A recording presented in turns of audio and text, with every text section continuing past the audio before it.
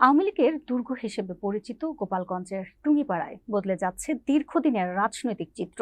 নৌকার অনুপস্থিতিতে এবার মুখোমুখি বিএনপি ও জামাত সহ স্বতন্ত্র প্রার্থীরা।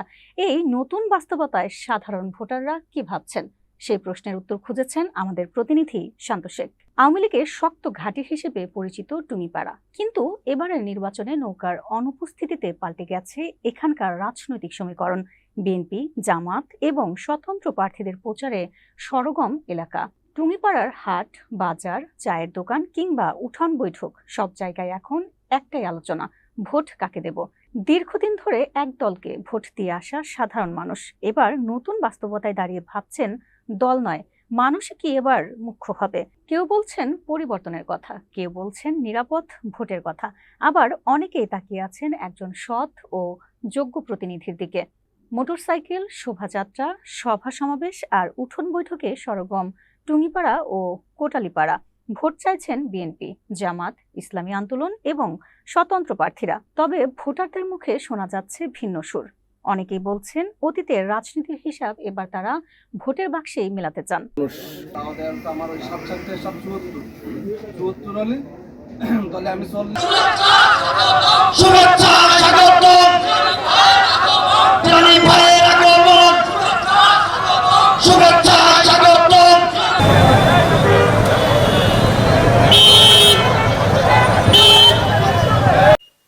আগে পরেও আমরা পিসি ভোট আমলিগি দেব, ভালো প্রার্থী যদি হয় ইনশাল্লাহ তারই আমরা দেব। এই দেশের লঘু সংখ্যা হলো আমরা, এখন আমরা হলো লঘু সংখ্যা, কিন্তু এখন আমাদের পর যেই নজর দেবে আমরাই তাদের পাশে আমরা থাকবো।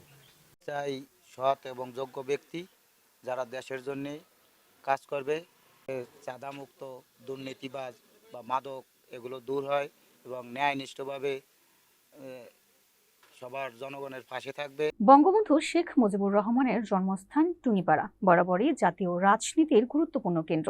দীর্ঘদিন এই আসনের প্রতিনিধিত্ব করছেন সাবেক প্রধানমন্ত্রী শেখ হাসিনা। তবে সাম্প্রতিক রাজনৈতিক পরিবর্তনের পর এখানকার ভোটারের সমীকরণ এসেছে বড় ধরনের পরিবর্তন।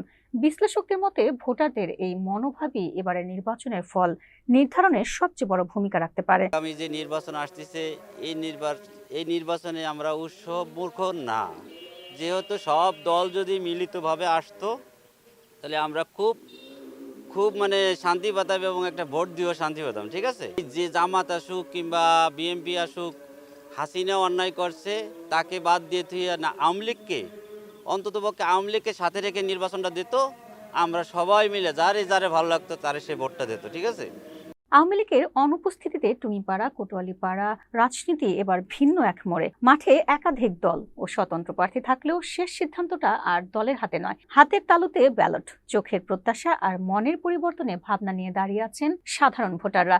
আমরা আওয়ামী লীগ নেই তো আমরা ভোট দেবো কনে? ভোট নিয়ে তোমরা কোনটা ভাবিও না, ইয়ে যে আসে তাই।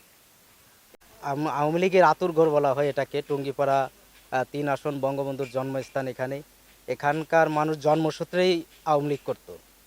ভোটাধিকার তো আমাদের সংরক্ষণ করতেই হবে, ভোট তো অবশ্যই দিতে হবে। তো সেক্ষেত্রে যেহেতু আওয়ামী লীগ নেই, সেখানে আমাদের এই অত্র 3 আসনে মানুষ যেভাবে ভালো থাকতে পারবে, যেভাবে সুখে থাকতে পারবে, সেখানেই মানুষ ছুটে যাবে এবং সেদিকেই মানুষ মুখ ঘুরিয়ে নেবে এবং জোরালোভাবে তারা ভোট প্রদান করবে। এটা শেষ পর্যন্ত তারা কাকে বেছে নেবেন, দলকে না মানুষকে, সেই উত্তর মিলবে ভোটের দিনই। দেশের মানুষ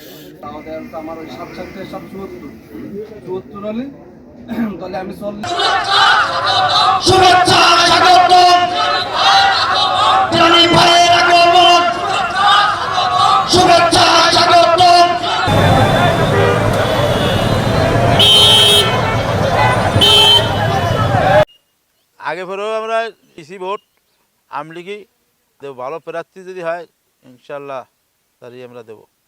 এই দেশের লঘু সংখ্যা হলো আমরা, এখন আমরা হলো লঘু সংখ্যা, কিন্তু এখন আমাদের পর যেই নজর দেবে আমরাই তাদের পাশে আমরা থাকবো। চাই সৎ এবং যোগ্য ব্যক্তি যারা দেশের জন্যে কাজ করবে, চাঁদামুক্ত, দুর্নীতিবাজ বা মাদক এগুলো দূর হয় এবং ন্যায়নিষ্ঠভাবে সবার জনগণের পাশে থাকবে। আমরা আওয়ামী লীগ নেই তো আমরা ভোট দেবো কনে?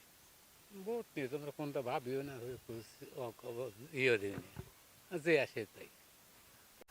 আওয়ামী লীগের আতুরঘর বলা হয় এটাকে, টুঙ্গিপাড়া ৩ আসন বঙ্গবন্ধুর জন্মস্থান এখানে। এখানকার মানুষ জন্মসূত্রেই আওয়ামী লীগ করতো। ভোটাধিকার তো আমাদের সংরক্ষণ করতেই হবে, ভোট তো অবশ্যই দিতে হবে। তো সেক্ষেত্রে যেহেতু আওয়ামী লীগ নেই, সেখানে আমাদের এই অত্র ৩ আসনে মানুষ যেভাবে ভালো থাকতে পারবে, যেভাবে সুখে থাকতে পারবে, সেখানেই মানুষ ছুটে যাবে এবং সেদিকেই মানুষ মুখ ঘুরিয়ে নেবে এবং জোরালোভাবে তারা ভোট প্রদান করবে। এটা আগামী যে নির্বাচন আসতেছে এই নির্বাচনে আমরা মূর্খ না। যেহেতু সব দল যদি মিলিতভাবে আসতো তাহলে আমরা খুব খুব মানে শান্তি পেতাম এবং একটা ভোট দিয়েও শান্তি পেতাম, ঠিক আছে। যে জামাত আসুক কিংবা বিএনপি আসুক, হাসিনা অন্যায় করছে তাকে বাদ দিয়ে তুই না আওয়ামী লীগকে, অন্ততপক্ষে আওয়ামী লীগকে সাথে রেখে নির্বাচনটা দিত, আমরা সবাই মিলে যারে যারে ভালো লাগতো তারে সে ভোটটা দিত, ঠিক আছে।